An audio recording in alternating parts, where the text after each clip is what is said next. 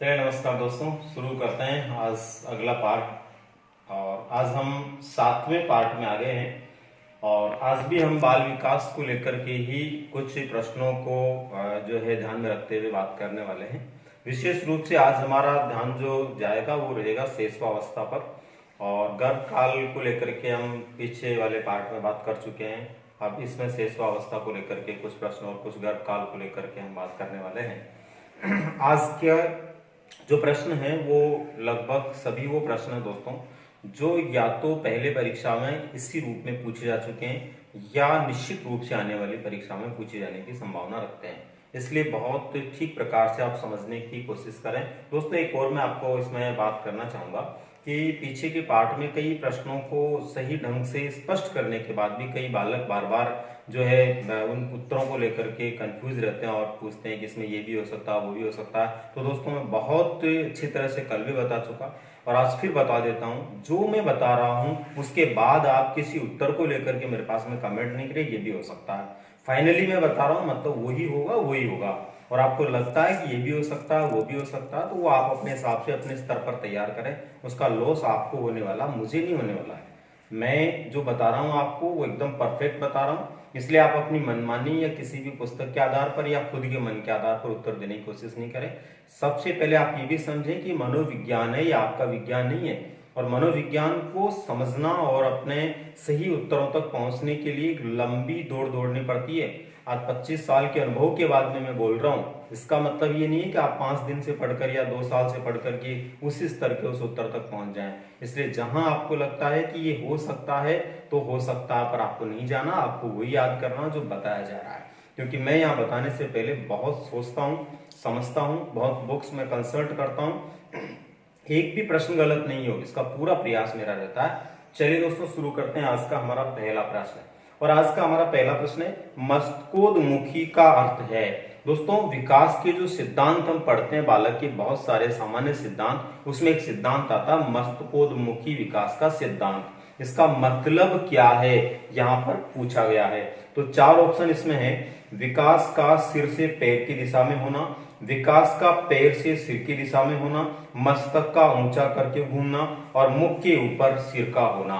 तो दोस्तों इसका राइट आंसर है विकास का सिर से पैर की दिशा में होना। यानी हमारा जो विकास होता है सबसे पहले सिर का होता है और फिर सिर के बाद के नीचे के अंगों का होता हुआ पैर की तरफ विकास जाता है। इसको बोलते हैं मस्तकोद्मुखी विकास। तो राइट आंसर होगा पहला यानी ए।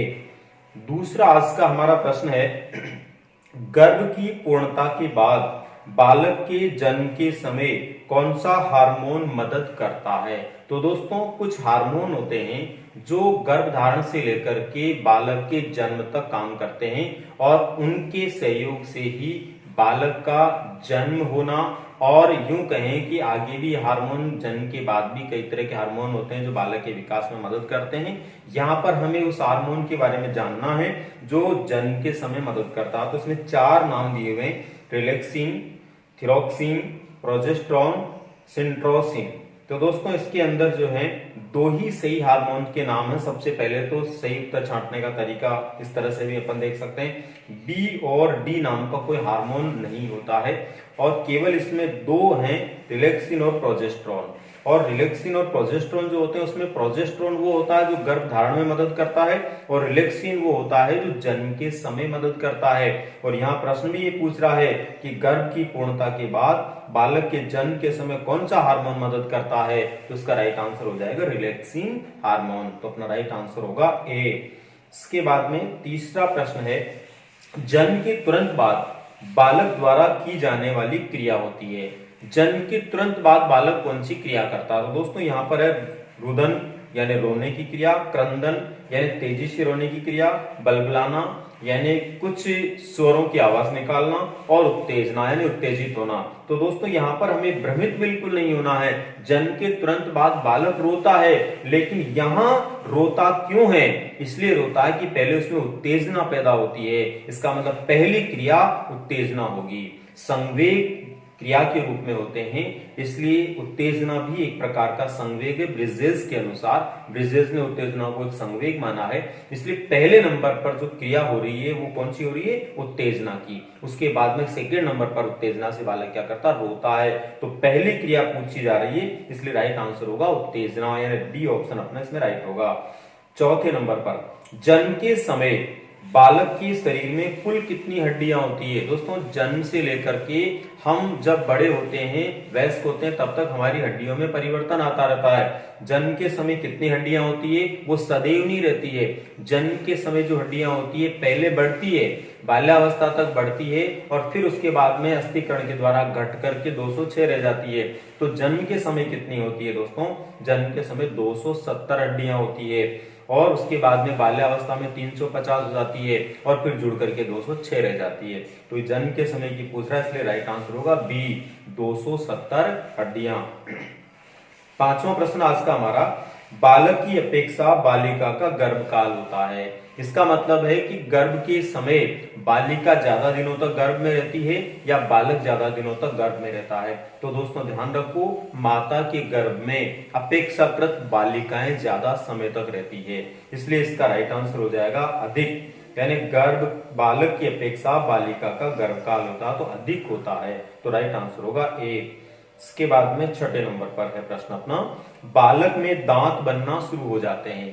एक बालक में दांत बनने कब शुरू होते हैं। देखो दांत बनने की शुरुआत को लेकर इसमें ऑप्शन दिए हुए, गर्भ काल के 5-6 माह से, जन्म के तुरंत बाद, जन्म के बाद 6 माह से, और जन्म के बाद 1 वर्ष बाद से।